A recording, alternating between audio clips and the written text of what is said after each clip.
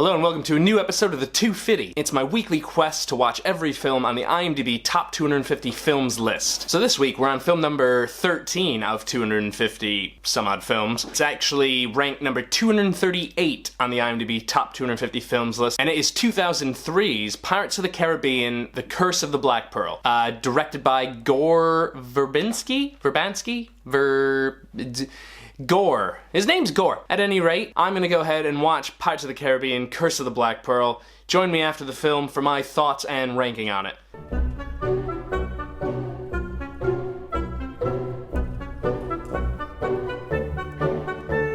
So I've gotten a bit blockbuster heavy all of a sudden here on the Two-Fiddy. I think that makes 4 sort of big budget Hollywood recent releases in a row. Yeah, it fits in the same vein as the films we've seen recently, The Martian, Guardians of the Galaxy, Deadpool. They're all action, adventure films. They all have a bit of humor in them. They're all a spectacle. And Pirates of the Caribbean, like all of those films before, entertaining, fun, a great romp at the cinema. This is the kind of film you see opening weekend with a big thing of popcorn, a big soda, and you just enjoy it. You have a fun time. So right, we've got Johnny Depp playing Jack Sparrow, before that whole shtick got old. We've got Orlando Bloom, Keira Knightley, Jeffrey Rush hamming it up, but like, in a great way. Like, he's great as Barbossa. Zoe Saldana pops up in this as a female pirate. I never noticed that any of the previous times I'd watched it. I think that makes her the first person to appear twice in the Two-Fiddy? I'm probably wrong. I just don't want to fact check. I'm too lazy to do that. Jack Sparrow, he's a pirate, shows up in Port Royale. Great entrance by Jack Sparrow. I think that the visual of like the boat sinking as he's standing on the mast of it.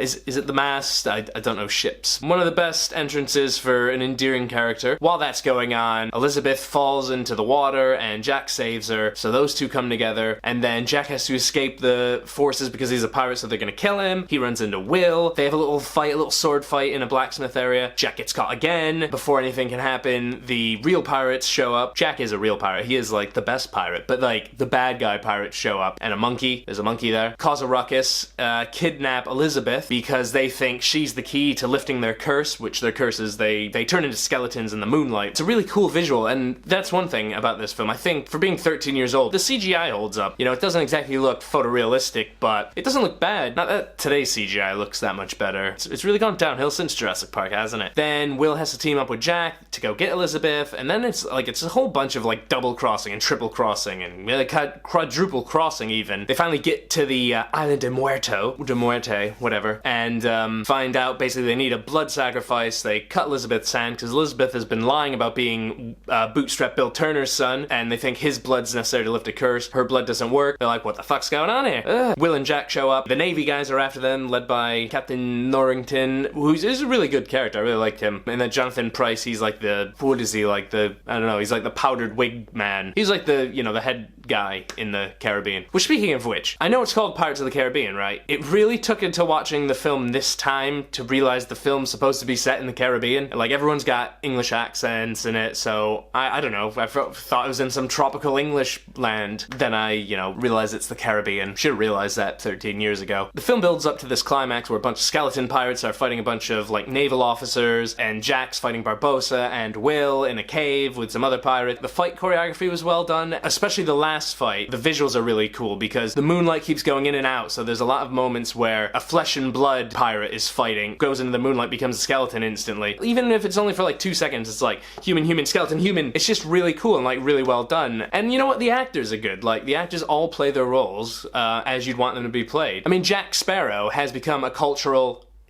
Film reaches its climax, fun little time is had, credits roll, pirates, 13 years on, it's still enjoyable. In the past few weeks when I've said, do these films belong in the conversation of the best 250 films of all time? I would have said no. But Curse of the Black Pearl? You know what? I think it might. It took a genre which had never really had a great film. Like, I can't think of any standout pirate films. I'm sure somebody will correct me. Someone will point out a great pirate film. You think of westerns, you think The Man with No Name trilogy, you think sci-fi, Star Wars, Star Trek. When you think pirate movies, you think Pirates of the Caribbean. Where does it go on my Two-Fiddy list? The ever-changing Two-Fiddy list. It seems wrong to put it so high up on the list, but I'm not gonna fight my gut instinct. Going over the list again, going over the top few films, it doesn't touch Good, Bad, the Ugly, Throne of Blood, Paris, Texas. I don't think. Those three are solid top 3 at the minute. I enjoyed this film more than Laputa.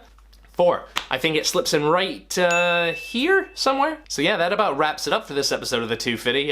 Who knows where next week will take us on this cinematic journey of mine. Hope you enjoyed this video. As always, comment in the section below there, below the video. This video ends, it goes black for a second, and then I'll say subscribe. But not yet. So yeah, be sure to tune in again next week on the Filmageddon YouTube channel for a new episode of the Two-Fiddy. We hope to see you then. So what's Leo think of the film, you might ask? I think it's safe to say he's indifferent. Film number 13 is in the books. We roll on to number 14 next week. In the meantime, while you're waiting, be sure to check out old episodes of the Two-Fiddy and some of the other videos we do here on Filmageddon's YouTube channel, like maybe Shot for Shot, things like that. They're really entertaining.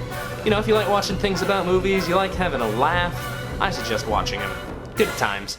And as always, please remember to subscribe to the channel so you don't miss any future video releases. It's a good way that you don't want to miss these things. I mean, they're coming out fast and furious every week. Bum bum bum bum bum. Yeah, so thanks, and we'll see you guys next week.